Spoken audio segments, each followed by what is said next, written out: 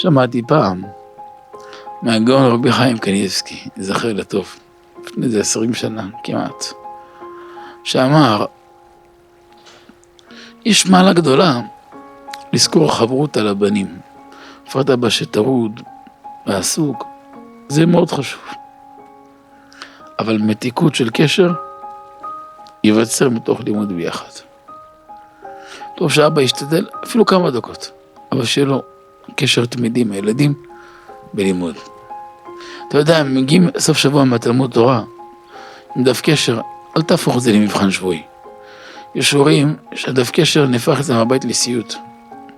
ילד מחכה רק כשיבלע הדף קשר הזה. למה? כי זה סיוט בשבילו. אבל יש ילד מחכה בחיליון עם כל השבוע לדף קשר, למה?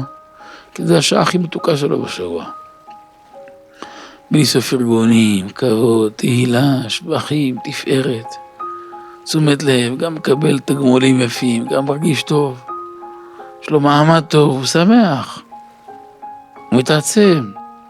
ילד כזה כל השבוע ישקיע בלימוד. כל השבוע הוא ישתפך לפני השם בתפילה, בקדושה. למה? כי זה המרכז של החיים של אבא שלו. זה המרכז של החיים של אמא שלו. אבל ילד שנאכל כל היום אכזבות, וכל היום ביקורות, והטעות הכי גסה שיכולה להיות, שכהורים מבטאים לילדים אכזבה. ילד שקולט שאבא שלו או אמא שלו מוחזבת ממנו, אבא שלו מוחזב ממנו, זה הורס אותו. זה מקבץ את הנפש, זה סוגר אותה. גם אתמול היה לו 100% ריכוז, אם הוא נשאר היום עם 30% ריכוז הוא גדול. 70% זה שורף את הפיוז. זה שורף את הפיוז. זה מאוד מסוכן. צריך להתקרב עם הילדים. לקרב אותם, לאהוב אותם, להרעיף עליהם בלי סוף כבוד, אהבה, בלי סוף. תשומת לב, מעמד. יש כאלה הורים חושבים איך קונים את הלב שלהם עם הרים של סוכריות, הרים של ממתקים. אפשר קצת בטעם הטוב, אבל ריבוי הממתקים מעבים את המוח, מעבים את הנפש, נהיית נפש שלהם כמו חרסינה. המוח שלהם נהיה כמו שיש, כמו מוזאיקה. במקרה הטוב זה פורצלן, זה גרנית, אולי זה שיש חברון. בטח זה מוח של בן אדם. מה לא תיתן להם? בטח תיתן להם, חייב לתת. לא בטעם הטוב. חייב לתת, גם בעין טובה, אבל עם גבול, עם טעם טוב. מתיקות לא נולדת מריבוי ממתקים. מתיקות נולדת בנפש מסברה ישרה. משכל טוב. מרוחב לב. מהנהגה נכונה.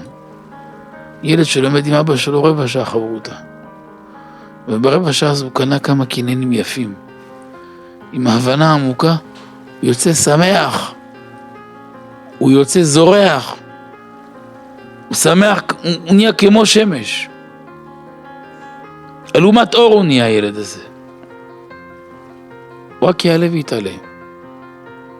ילד כזה כל היום יהיה באורות, בשמחה עצומה כל היום. אבל יוצא ישר עם גערות, עם נזיפות, עם מכות, עם ביזיונות, עם השפלות. למה שבכלל ירצה לחזור לבית? לכן התורה היום אומרים, ילדים קטנים, מעטלים בהורים שלהם, והתורה ההורים לא משתלטים. זה אשמה של ההורים. אנחנו כהורים צריכים הרבה תחינה להשם שייתן לנו דרכי גישה נכונים לקנות את הלב שלהם. זה נקרא מסילות אל הנער.